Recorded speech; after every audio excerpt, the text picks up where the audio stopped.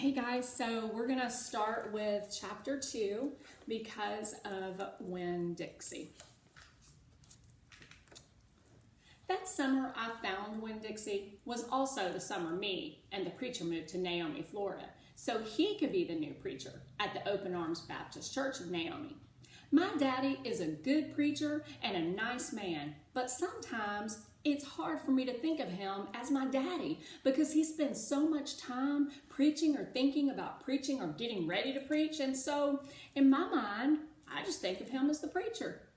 Before I was born, he was a missionary in India, and that is how I got my first name.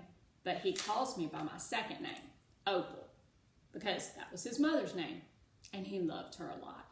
Anyway, while me and Winn-Dixie walked home, I told him how I got my name, and I told him how I had just moved to Naomi. I also told him about the preacher and how he was a good man, even if he was too distracted with sermons and prayers and suffering people to go grocery shopping. But you know what?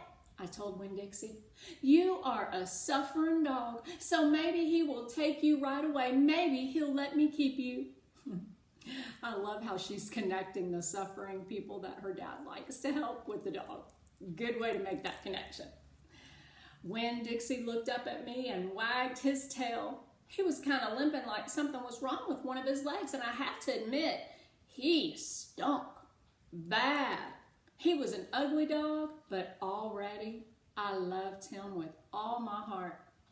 When we got to the Friendly Corners trailer park, I told Winn-Dixie that he had to behave right and be quiet because this was an all-adult trailer park, and the only reason I got to live in it was because the preacher was a preacher and I was a good, quiet kid. I was what the Friendly Corners trailer park manager, Mr. Alfred, called an exception. And I told Winn-Dixie he had to act like an exception too. Specifically, I told him not to pick any fights with Miss Alfred's cats or Mrs. Weller's little yappy Yorkie dog, Samuel. Winn-Dixie looked up at me while I was telling him everything, and I swear he understood. Sit, I told him when we got to my trailer. He sat right down. He had good manners. Stay here, I said. I'll be right back.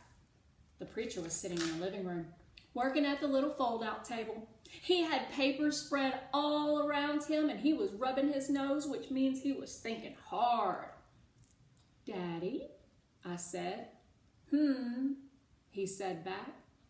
Daddy, do you know how you always tell me that we should help those less fortunate than ourselves? He said. He rubbed his nose and looked around at all his papers. Well, I said, I found a less fortunate at the grocery store. Is that right? He said. Yes, sir, I told him. I stared at the preacher really hard. Sometimes he reminded me of a turtle inside its shell, hiding in there thinking about things and not ever sticking its head out into the world. Daddy, I was wondering, could this less fortunate, could he stay with us for a while? Finally, the preacher looked up at me. Opal, he said, what are you talking about? I found a dog, I told him, and I want to keep him. No dogs, the preacher said. We've talked about this before. You don't need a dog. I know it, I said.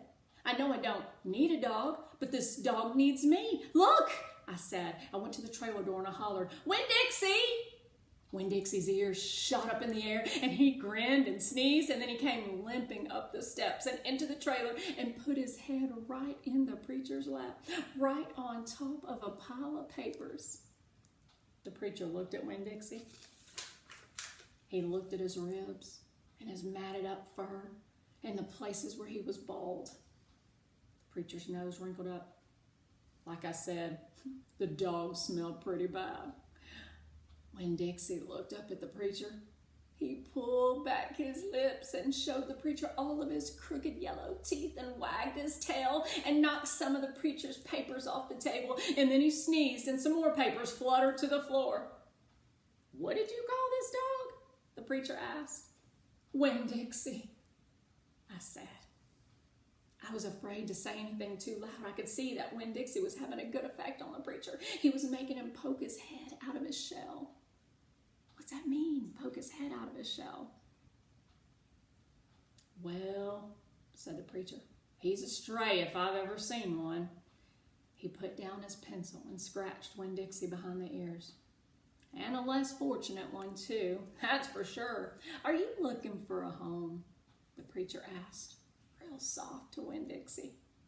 Winn-Dixie wagged his tail. Well, the preacher said, I guess you found one. Aren't we all looking for a place to belong?